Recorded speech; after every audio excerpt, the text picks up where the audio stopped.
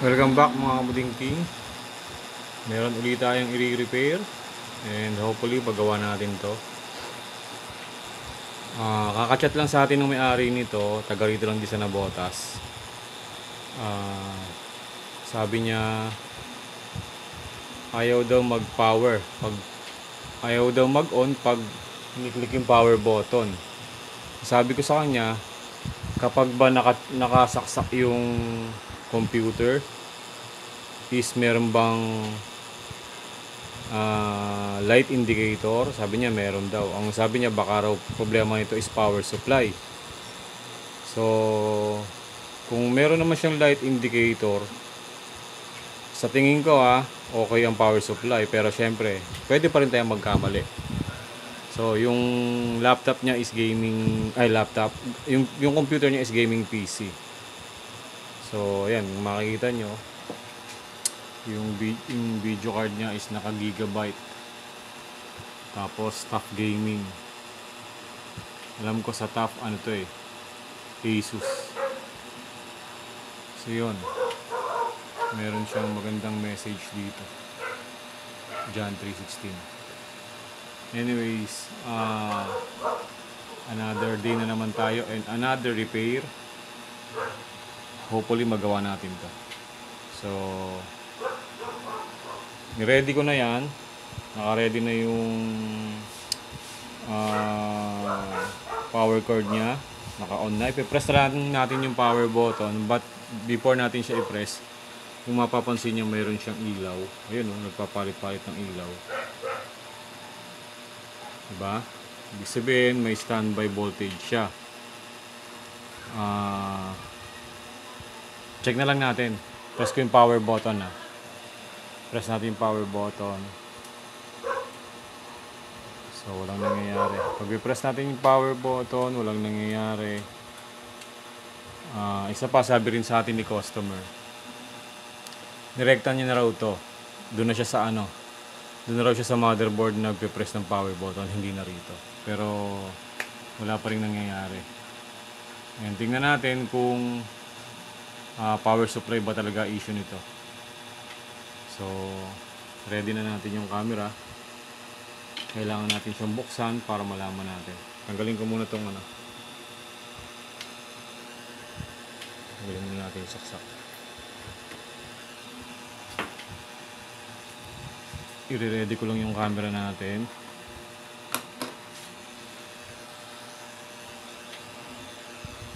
Pause ko lang. So yan, hiniga ko na siya. Tataas ko lang yung holder ng camera natin para makita. So set up natin si camera.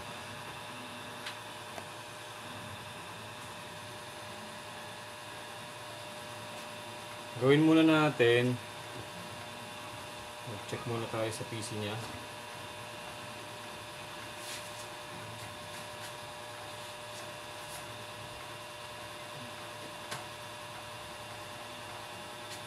Reset muna natin yung BIOS, yung CMOS battery, reset natin.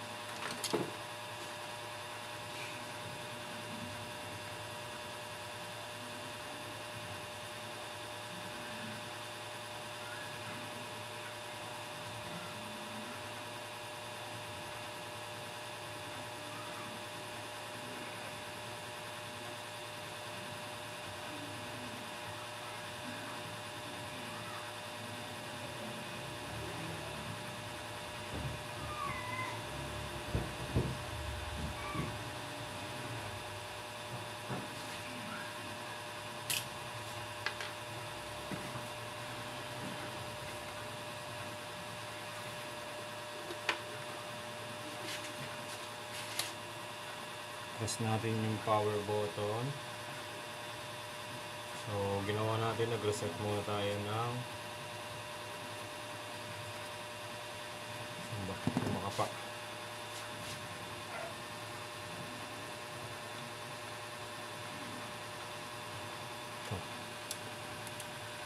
Press natin yung power button, wala nangyayari. So hindi siya nagre-response. Ewan ko lang kung naibalik niya yung supply.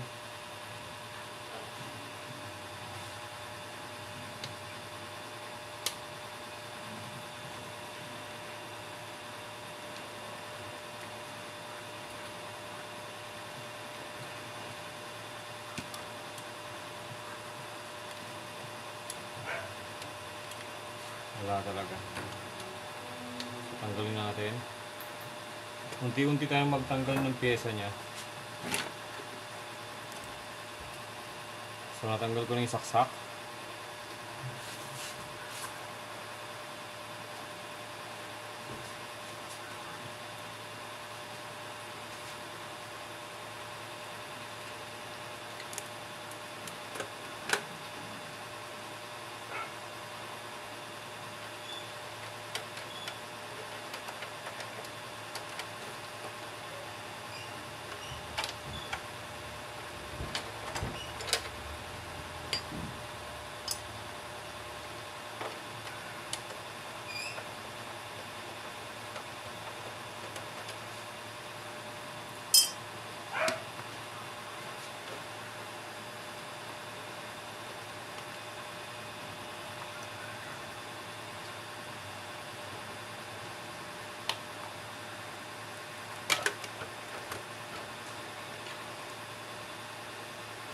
Tinanggal natin ang GPU.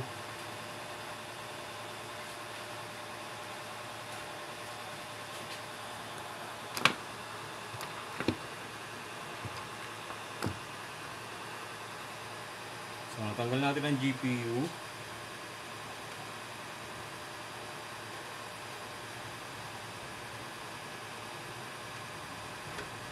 Saan yung power switch niya? Ayun.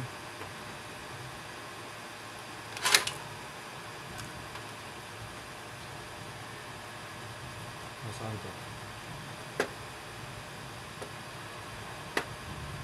Magnet.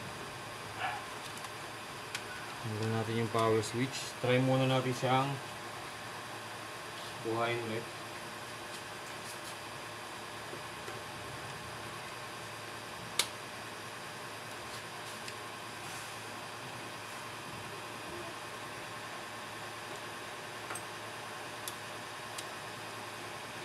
So wala pa rin nag-go on.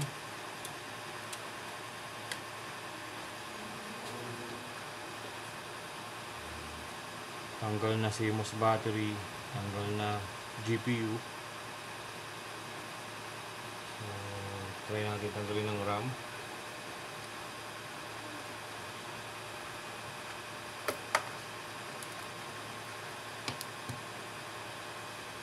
Tanggalin natin pareho. Buhayin lang natin kung mabubuhay.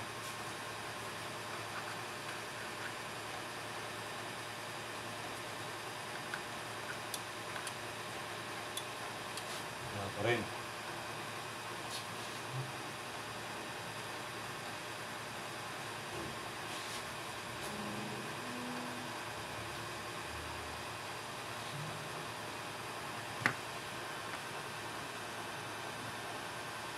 So natanggal na natin yung dalawang RAM, natanggal natin GPU, CMOS battery, pressing the power button, wala pa rin siyang response. Ang tanong, ano kaya? Tanggalin din natin to.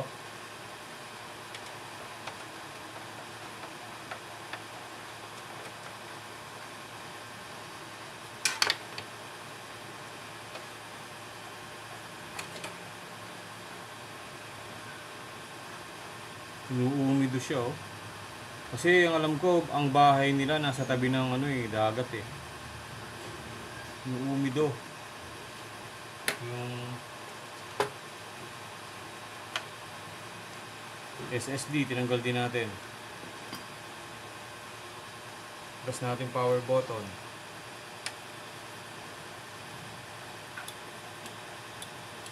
Wala. Tanggal ko na yata lahat ah.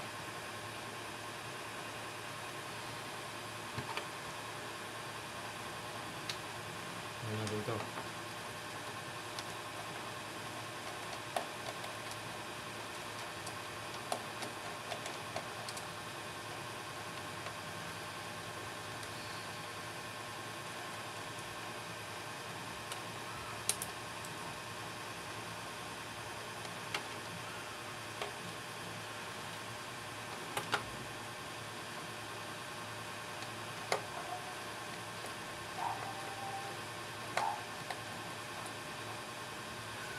Tanggalin ulit natin tong SSD nya.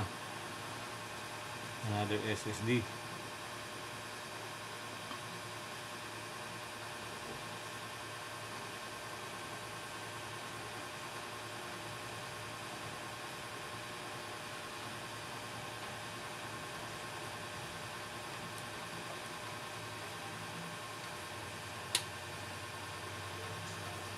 Tapos natin yung power button.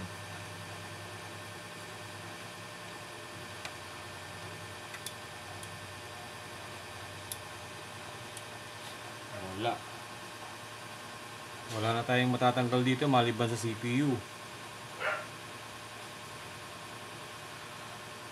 Rekta tayo.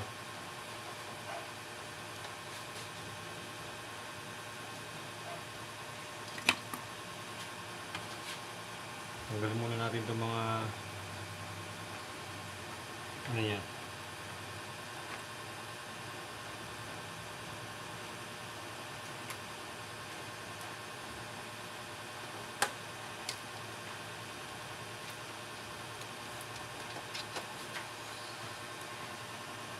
Rekta tayo sa power button.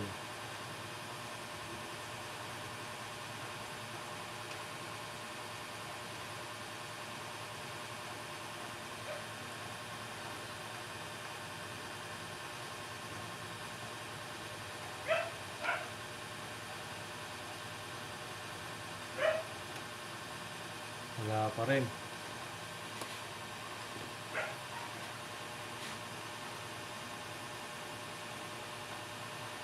Nasa palagay niyo mga kabuting-ting.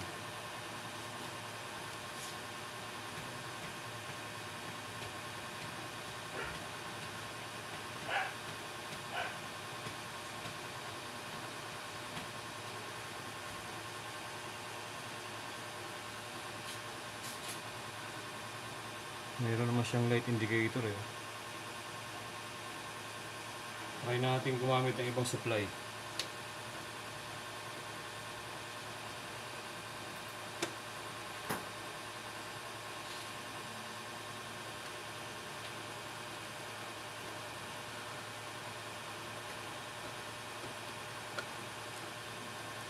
Try natin gumamit ng ibang supply. Baka power supply problema natin.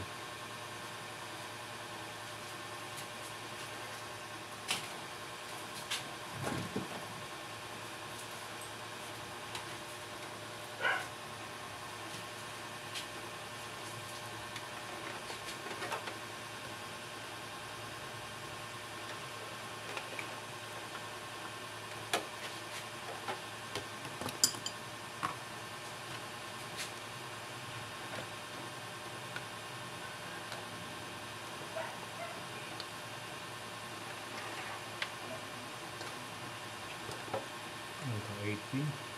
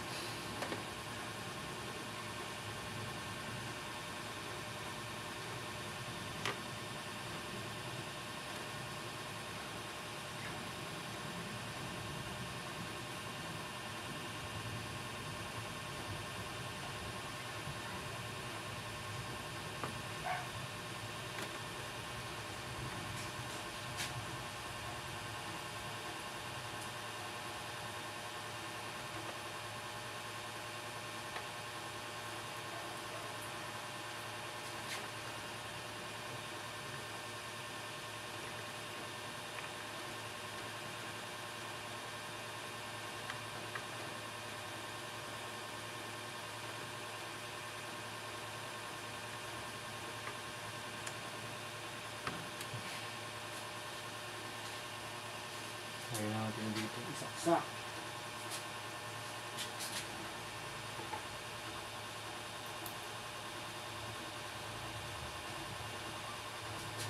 Press natin yung power button.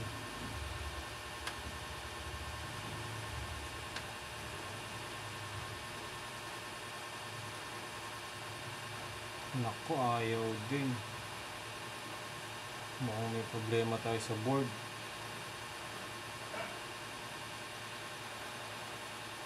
Ayaw din.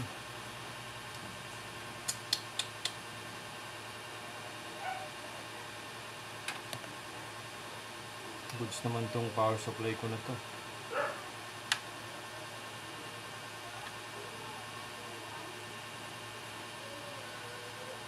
Ayaw din.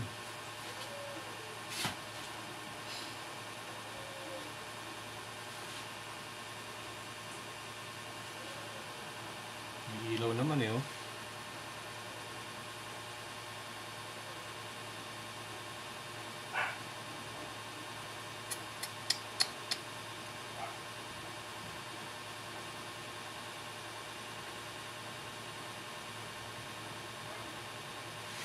Kaya problema ito, kabuting-ting.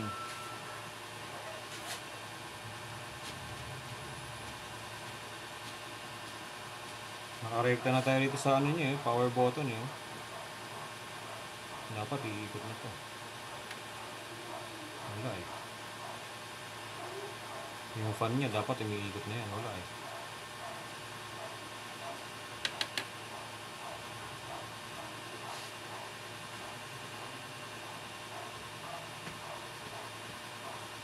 Kailangan nating ibaba yung ano niya. Kailangan natin tanggalin yung motherboard.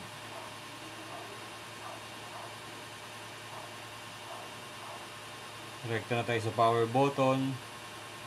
Magpalit na tayo ng power supply. Try ulit tayo magpalit ng power supply para sigurado.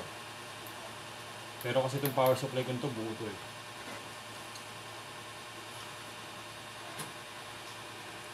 Gamit tayo ibang supply. Malay mo naman, na-stock na rin itong power supply ko.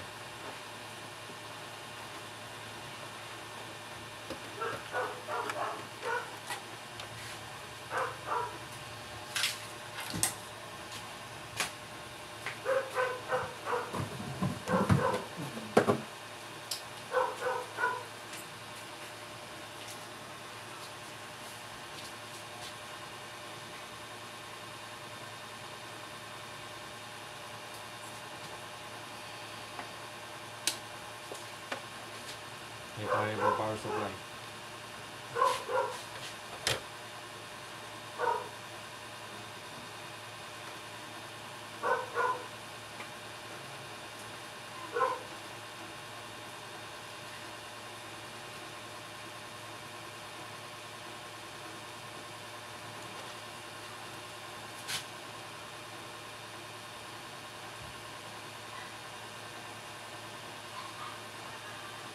Yan, pang 6 pin lang to eh.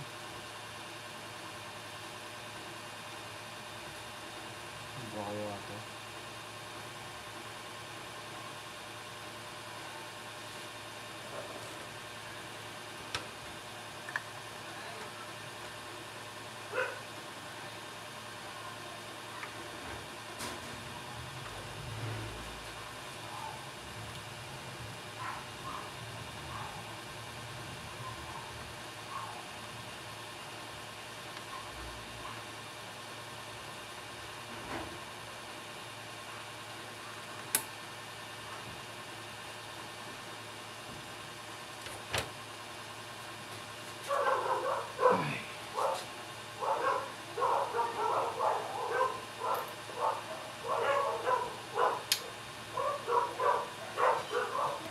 Press natin ang power button.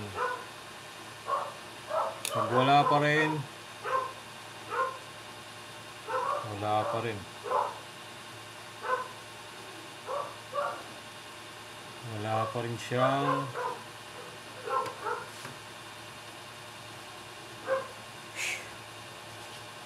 wala pa rin siyang umiikot. Problema natin, tingin ko nasa board.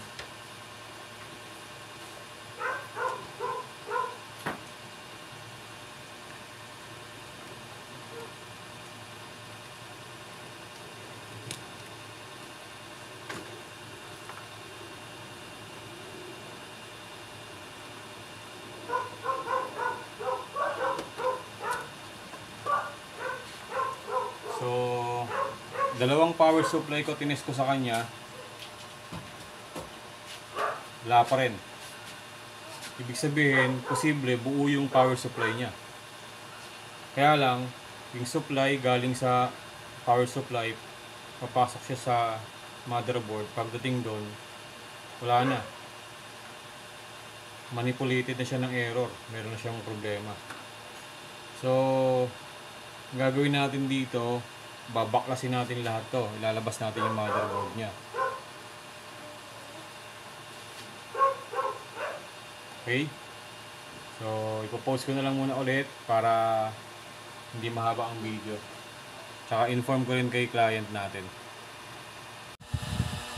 So mga kabuting-ting, ito na. Nabaklas na natin siya. Natanggal na natin yung ano niya, motherboard sa case. So ang gagawin natin, kakabit natin, i-check muna natin to. Visual checking muna tayo. Para malaman natin, baka mamaya may umido yung motherboard, merong short, may putok na pyesa, mga ganung bagay.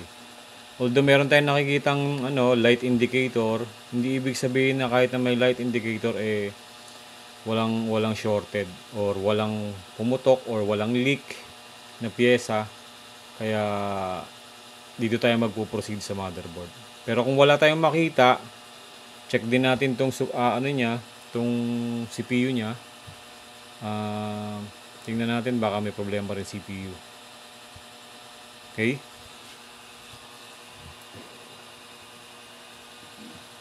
Lagyan natin siya sa ayan,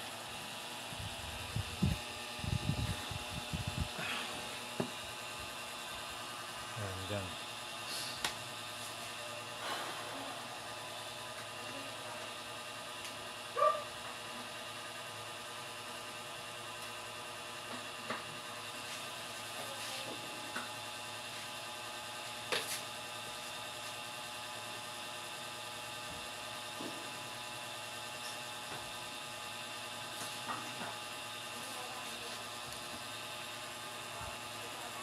Visual checking muna tayo.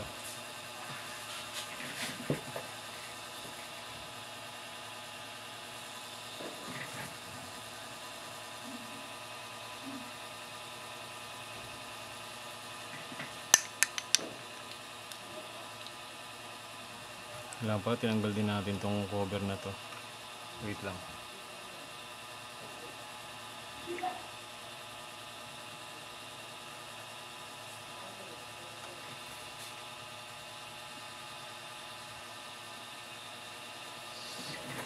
So, visual checking tayo.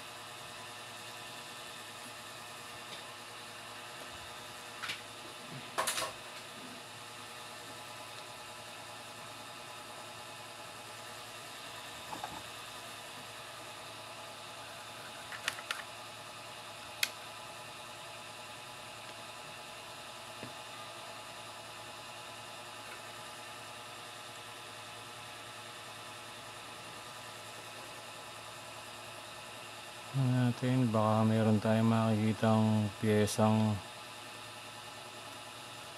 nagkokos ng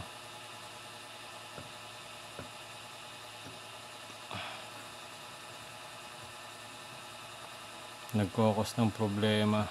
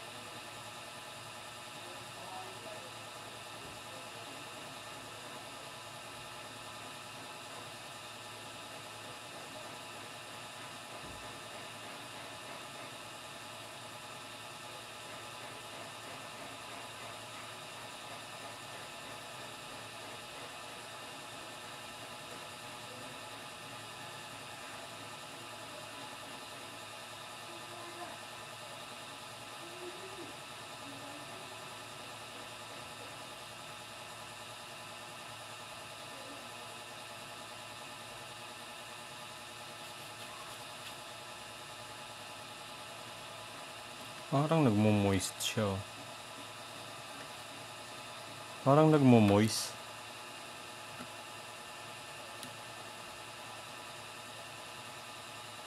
Nagmo-moist yung board.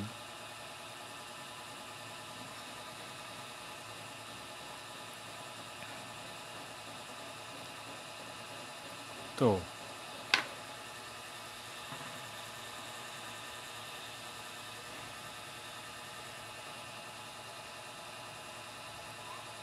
Nagmo-moist yung motherboard niya.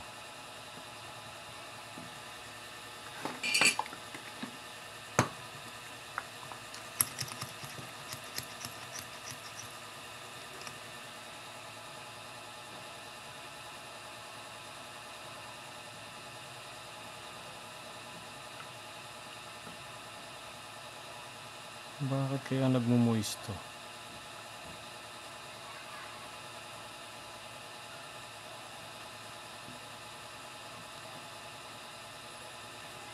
Nasa tabing dagat kasi yung may-ari nito, yung bahay nila. So madalas ko na-encounter pagka tabing dagat ang bahay. May mga umido.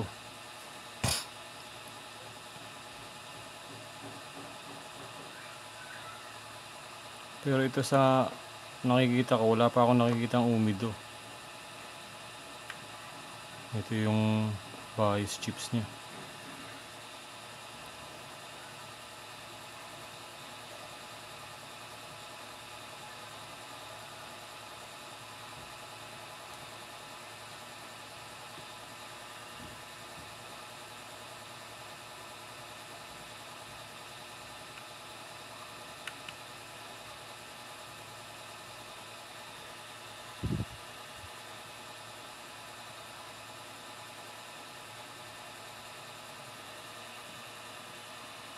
Tinanggal din natin to. Tanggalin ko lang muna itong isang cover.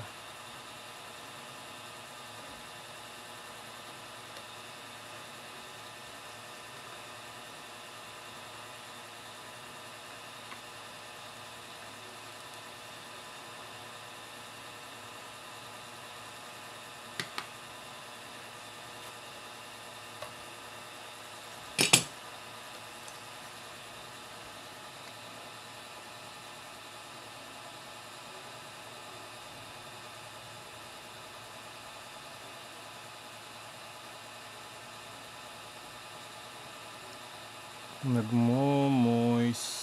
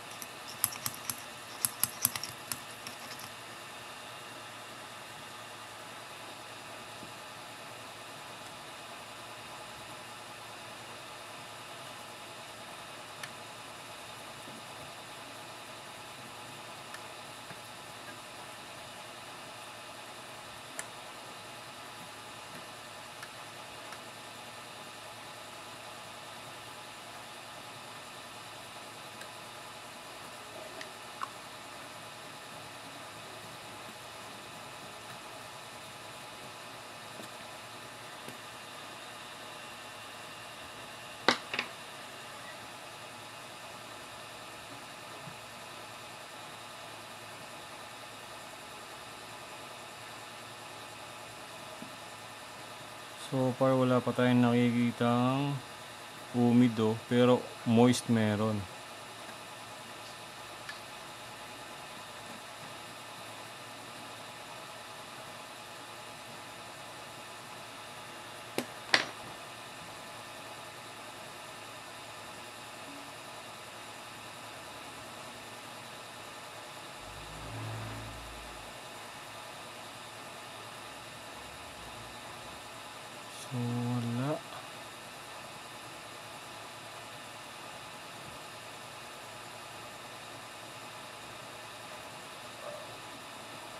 Wala tayong nakita dito sa ibabaw.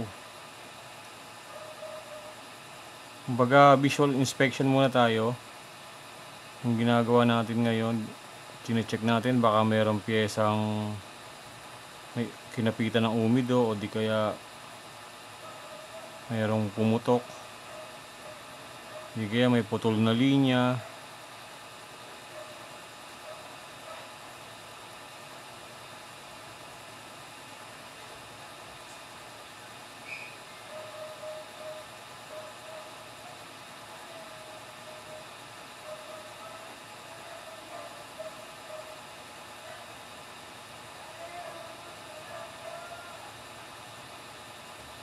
Sa SIO niya mukhang goods naman.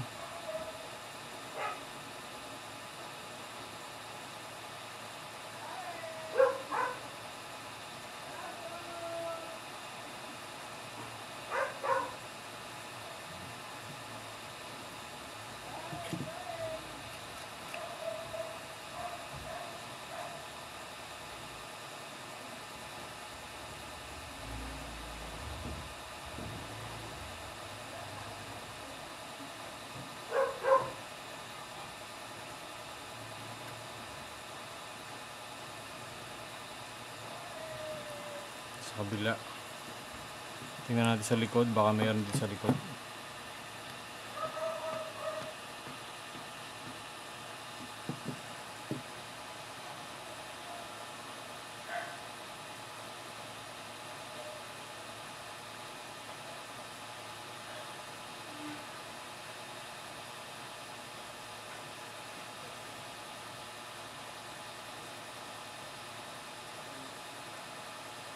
Ito, medyo madumi din.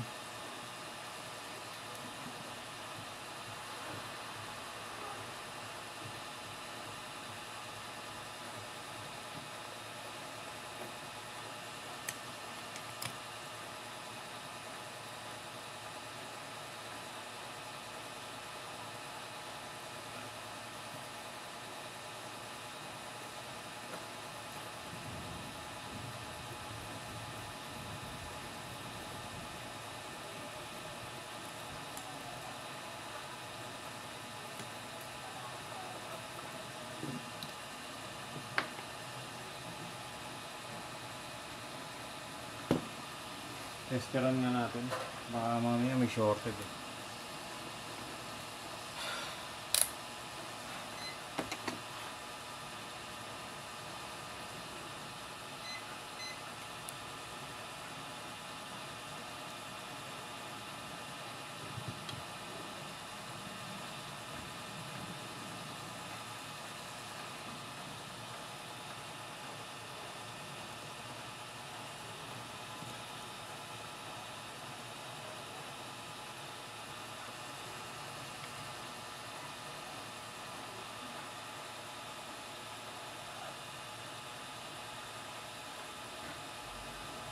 Goods.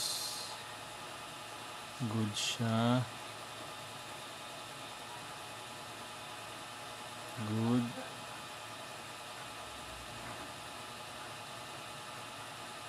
Good.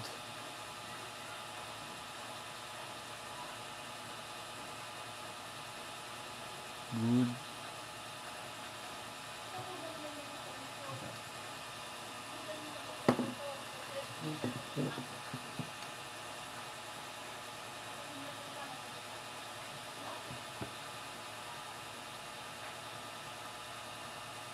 Good. Good din siya.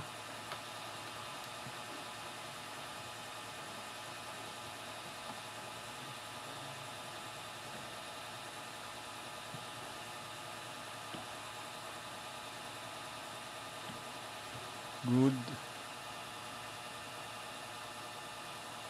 Good.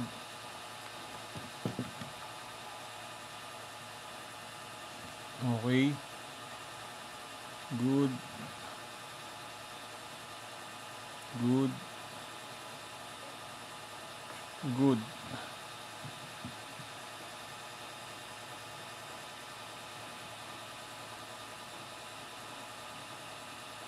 Good.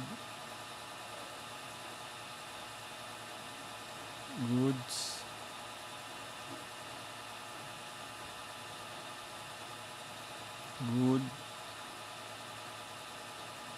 Good. Good.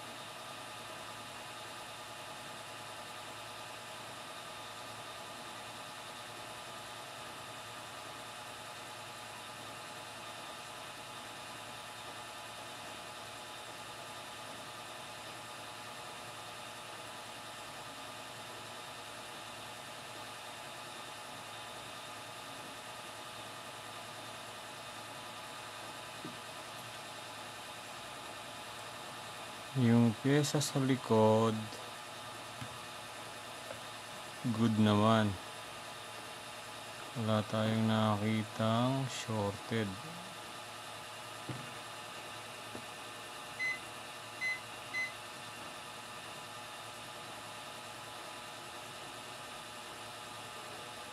Ito mababa, 14.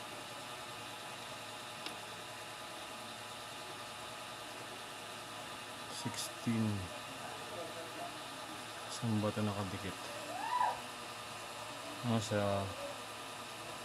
Sa GPU chips, normal lang yan.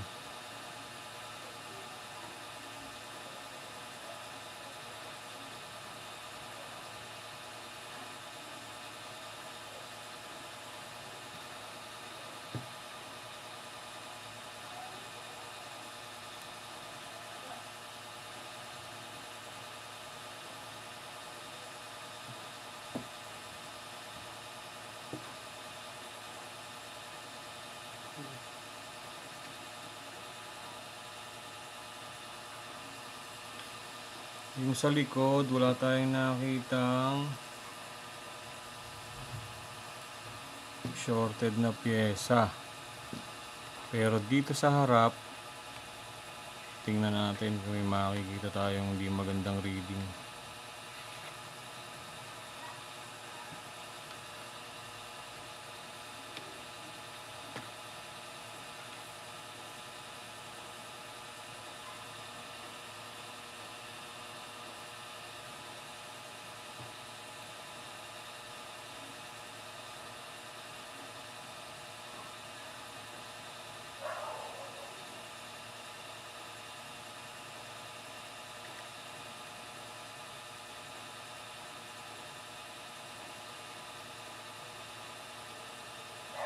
Ito mababa,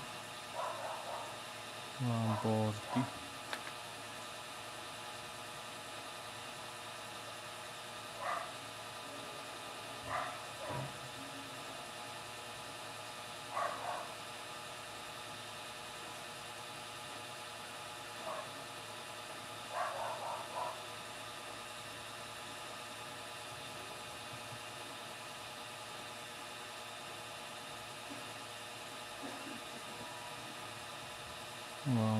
Din. Medyo mababa.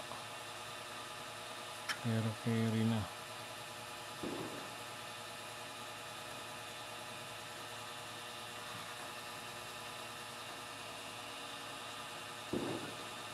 $140.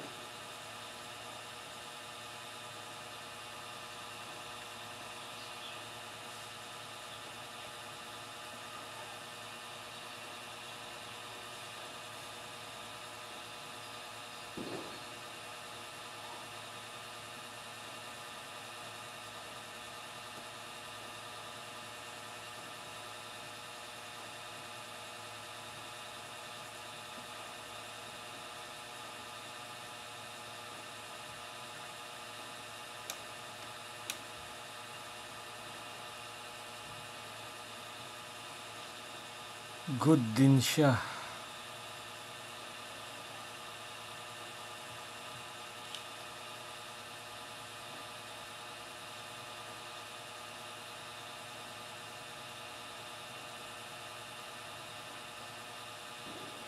Good din.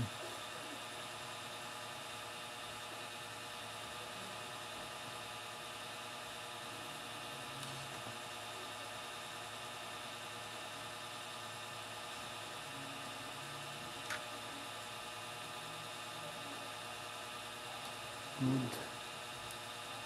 Good. Good din. Good din. Good din. Good.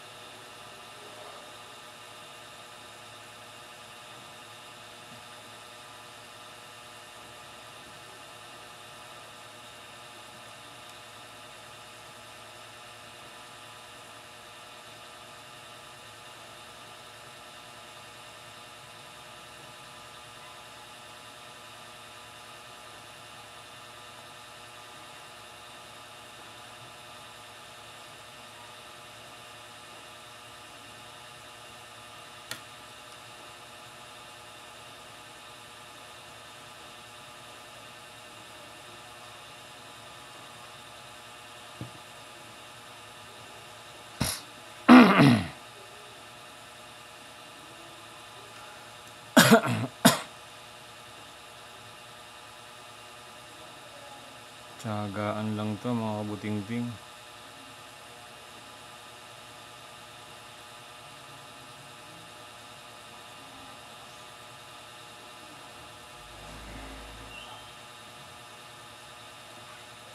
Pag tamad ka maghanap ng sira, hindi ka makakabuhay.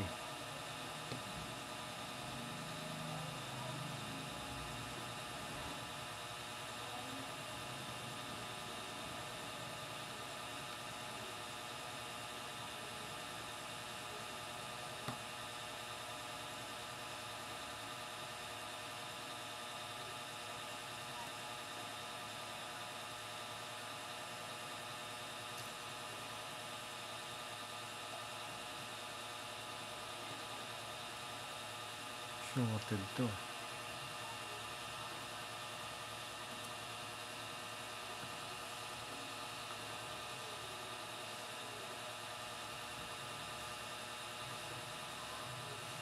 Shorted tong capacitor na to.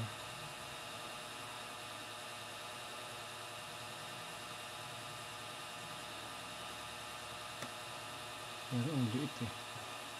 Lampasan muna natin dyan, pero ito shorted yung reading natin dyan. Full shorted.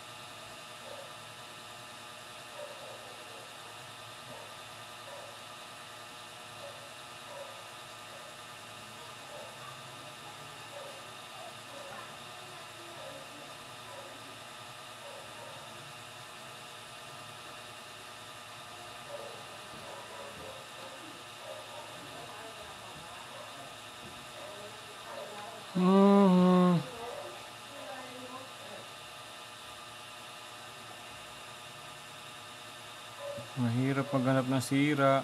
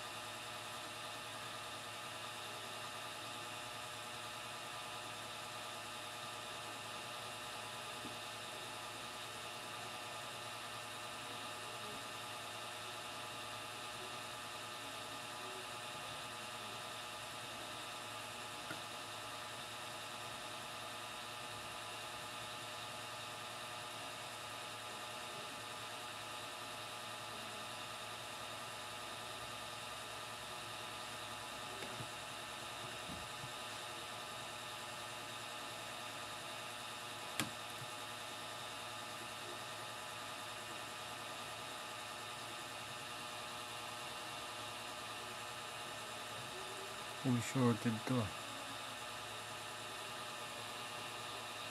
Tanggalin natin CPU.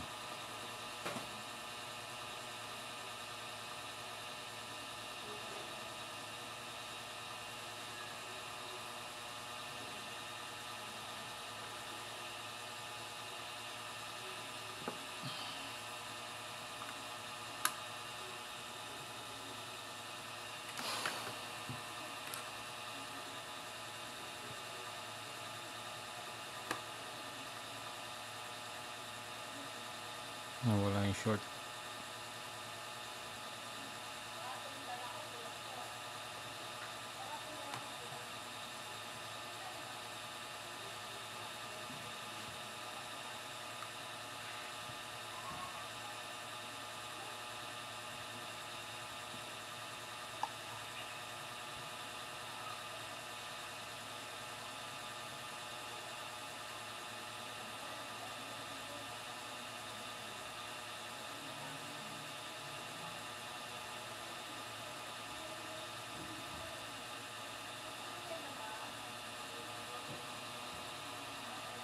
Mababa reading nito. 84.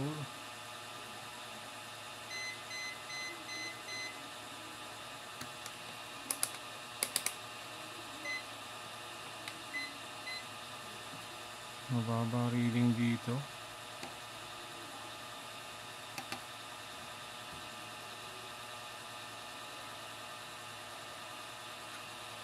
$84 din. So babalikan kita, hanap mo tayo sa iba.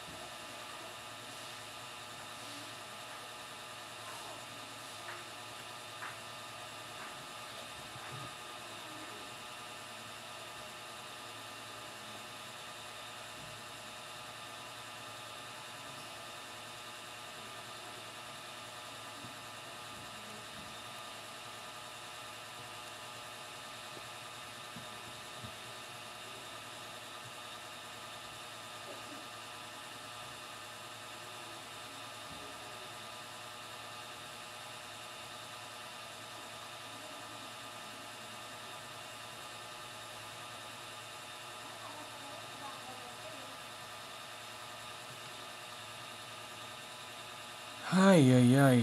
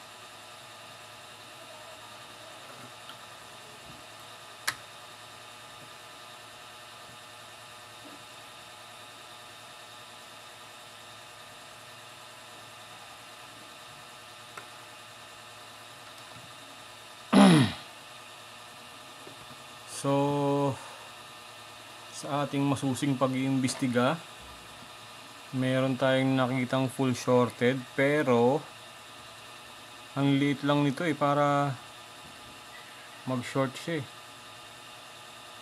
Pero check na rin natin, baka mamaya yung maliit na yun ang dahilan eh.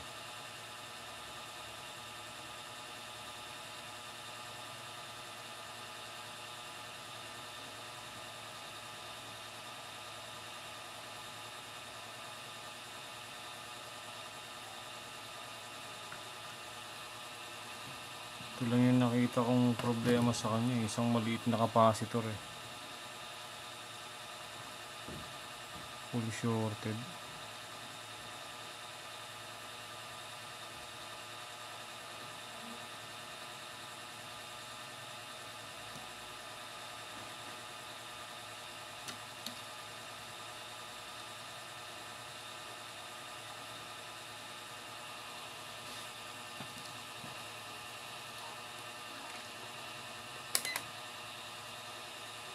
Try natin gamitan ng thermal camera mga kabuting-ting.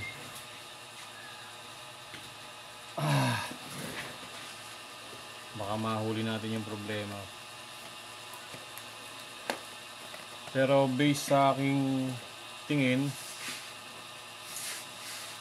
wala pa akong nakikitang shorted maliban doon sa maliit na yun.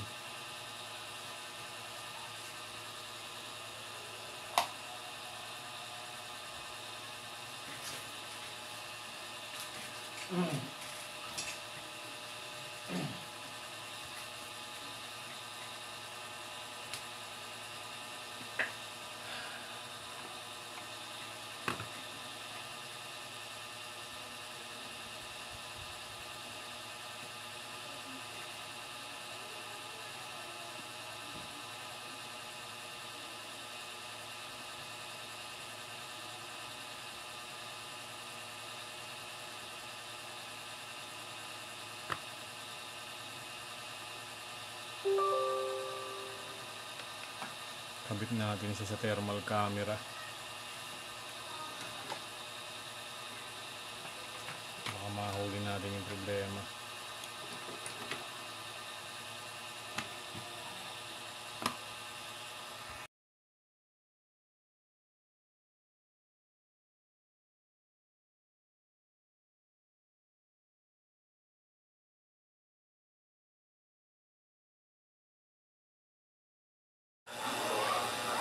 Mga kabuting-ting, balikan natin yung ating nire-repair na to. Ito yung gaming PC na Asus TUF. Ayan, Asus TUF Gaming.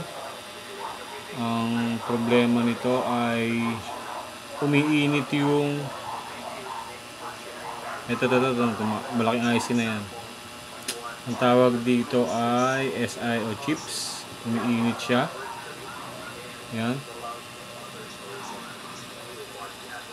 Yan, yung IC na yan, umiinit yan. Ang brand niya is Nuvoton. So, hindi dapat yan umiinit kapag binubuhay mo yung computer mo. Yung nakastock lang yung init. Actually, hindi ko na ito napakita sa video ko, pero sa thermal cam, nakita ko siya na umiinit. So, sinuggest ko sa may-ari na mag-order tayo nito ng pyesa na to para baka maya siya yung dahilan bakit hindi siya nabubuhay, dahil malaki yung function nito, malaki ang trabaho ng SIO chips sa buong computer motherboard, whether it is laptop or desktop. So yan, gagawin natin, tatanggalin natin tong IC na yan, yung malaking IC na yan, papalitan natin siya ng bago. So nag-order na ako and dumating siya kanina. Ito, in-order ko. Papalitan natin yun. Pero check muna natin yung in-order natin kung tama yung pinadala.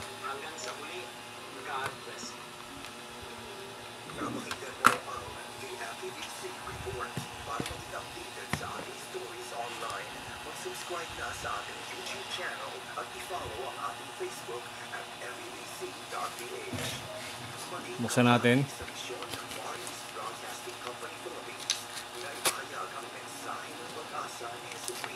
So dapat parehas yung code ng IC na in-order natin.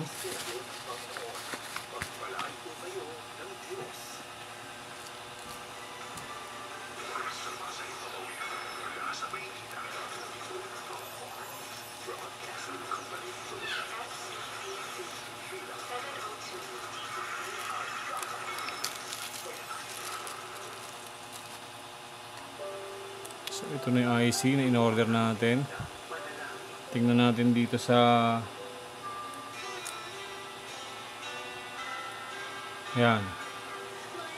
So yun yung in-order natin. NCT Nuvoton NCT 6797 NCT 6798D-R. So ito yung in-order natin. Tingnan natin yung papalitan natin kung parehas.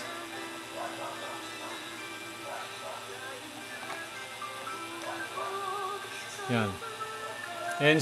NCT 67988D-R. So parehas.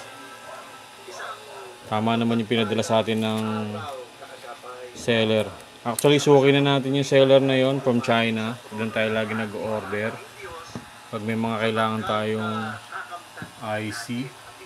Pag nagkamali sila ng padala, problema nila yon. Then pinapalitan naman nila. Kaya yun nga lang, pag nagkamali, mag-aantay ulit tayo ng matagal. Ang gawin natin, tanggalin natin itong IC na to.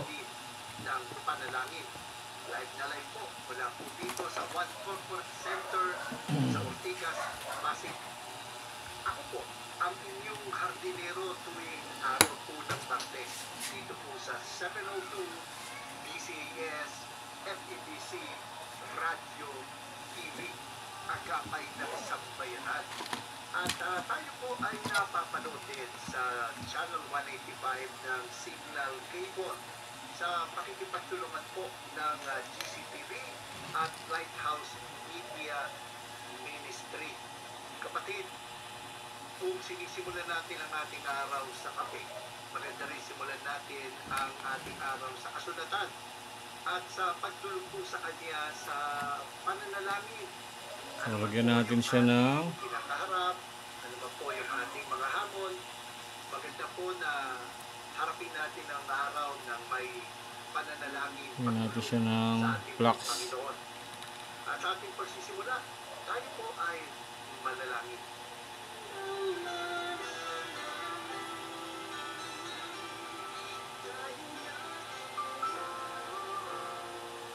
Aming Panginoon, Sa pagtatapos ng buwan ng Setyembre, ang aming pong puso ay nagpapasalamat sa isang buong buwan ng inyong katapatan, ng inyong kabutihan, ng inyong kagandahang loob. At sa pagharap namin sa panibagong buwan, sa pagharap po namin sa buwan ng Oktubre, umaasa po kami na kayo po ang patuloy na makakaagapay namin. Ang aming pong kahilingan, Panginoon, na sa programa po ito, sa araw na ito ay maging kalakasan po namin at karunungan ang aming pong magiging panahon para sa inyo, lalo na aming mga hamon na pinakarap ng aming bayan. Salamat sapagkat may Diyos kami matatakbuhan, may Diyos kami malalapitan, at hindi kami kailangan mag-atubili sa aming paglapit sa inyo, sapagkat bukas ang inyong palad upang kami tanggapin. Sa inyo po ang aming papuring pagsamba, tinatalaga namin ang bawat sandali ng aming pong programang Hardin ng Panalangin. Sa inyo po ang aming papuri at pagsamba sa pangalan ng aming Panginoong Hesus. Picturean muna natin mga kabutingting para safe. Minsan kasi Tayo po ay nagpapalik sa Hardin ng Panalangin. Ako po, may mga nalalaglag na mga ang inyong nasasagi na mga araw po ng Martes. piyesa. At kapatid, kung ikaw ay may prayer request, maaari po ninyong ilagay ito sa ating comment section. At sa biyaya ng Diyos, isasama pa ko sa pag-aaral ng salita ng Panginoon ngayon. Game. Madalas na naririnig natin ang salitang Hallelujah o purihin ng Panginoon. Malungkot lang, may iba nagiging ekspresyon nito, Sister Shekinah, Kuya Reggie, no, yung Hallelujah. Isa kapag nadulas pa, napapa-Hallelujah. Pagawad sa bagay, mas maganda na yung kaysa mapamura yung tao, pero nagiging palasa. Subalit alam po ba ninyo na yung salitang Hallelujah ay hindi lamang po an expression of worship. Hallelujah is actually an exhortation to worship. It is a command to praise God. At dito po sa ating titingnan sa Psalm 147, makikita po natin dito ang katangian ng Diyos kaya siya'y kapuri-puri. Ito po ay isa po Natanggal na natin siya. beses po na tayo'y hinimo, inatasan na magpuri. Ito po ay 20 verses at mahati Natin po ito kung mayroon sa tayong tatlong nasagi. bahagi. Yung una po mula verse So, 1 hanggang wala verse naman. 6 ay inumpisa niya sa purihin si Yahweh. O ay sarap umawit at magpuri sa ating Diyos. Ang magpuri sa Kanya ay tunay na nakalulugod. At pagkatapos po mula verses 7 to 11 ay muli sinabi, umawit ng mga himno at si Yahweh ay purihin. Purihin ang ating Diyos at ang alpa ay tugtugin. And then pagdating po sa verses 12 hanggang 20, ang sabi po dito sa verse 12, purihin si Yahweh mga taga-Jerusalem. Purihin mo ang iyong Diyos, kayo mga taga-Sion. So this is a psalm of praise, and there are 3 rounds of praise. At ang I believe, ang pinaka-key verse nito ay yung verse 5. Sabi po rito sa magandang balita Biblia, si Yahweh na ating Diyos ay dakilat mataas. Taglay niyang karunungan, hindi masusukat. Great is our Lord and mighty in power. His understanding has no limit. Makikita po natin dito na ang tamang pagtugon sa kapangyarihan ng Diyos ay pagsamba. The right response to the Lord's power is to praise Him, to worship Him. At dito nga po, ang background po kasi nitong psalm na ito, sila po'y nakabalik na mula sa pagkakataon tinatapon sa Babylon. At it is certainly a time of terrible heartache and anguish in which marami po nag-isip bago nung sila po'y nasakop, talaga bang ang Diyos ay may pagtangi sa kanyang bayan? And for 70 years, they were there in Babylon, at sila po sa biyaya ng Diyos ay nakabalik. Can you imagine the uncertainty of migrating back to your country na hindi mo alam kung anong aabutan mo?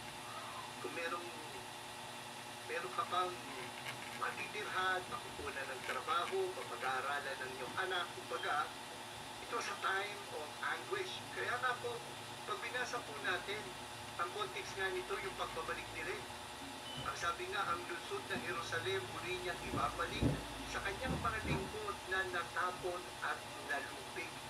Ang katotohanan ng Israel ay binalik ng Diyos sa kanyang lupain, ay patunay ng kanyang kapangyarihan. Tanging ang Diyos lang po ang makagagawa ito. At ang sabi nga rito, ang mga pusong wasak ay kanya ring lulunasan. Ang natamo niya nilang sugat ay bibigyang kagalingan. Looking back sa pagkakabihag at pagkakabalik sa kanila, kumbaga nagmamaneho tayo, tumitingin tayo sa rear view mirror at tinitingnan natin yung ating pinanggalingan. Sabi nga po nung manunulat ng awit, it should remove any lingering doubts about the goodness and power of God. So, kakabit na natin to. Ayan. Meron pa siyang tape. Naka-plastic pa. Taglay niyang karunungan, hindi masusukat. Yun lang pagkakabalik nila, malaking bagay na eh. Kamanga-manga, binabanggit dito, alam niya't natitiyak ang bilang ng mga bituin sa isang tinatawag sa pangalay, tinuring. Alam niyo, kung nandito tayo sa Maynila, dahil umaagaw yung liwanag ng poste, subukan mo magbilang ng bituin. At kapag tayo po'y napunta sa isang lugar na kung saan ay, kumbaga wala akong ilaw ng poste, sa mga liblib na lugar, sa mga nagkakamping, makaka-identify po tayo dito. Bilang mo yung bituin, mapaparami ka ng bilang. Pero yun lang yung abot ng ating mata.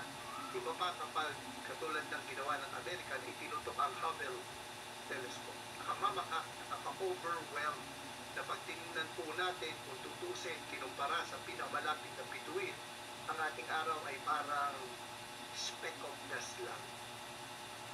Subalit, sabi po rito, bagamat ang Diyos ay ganun kalawak,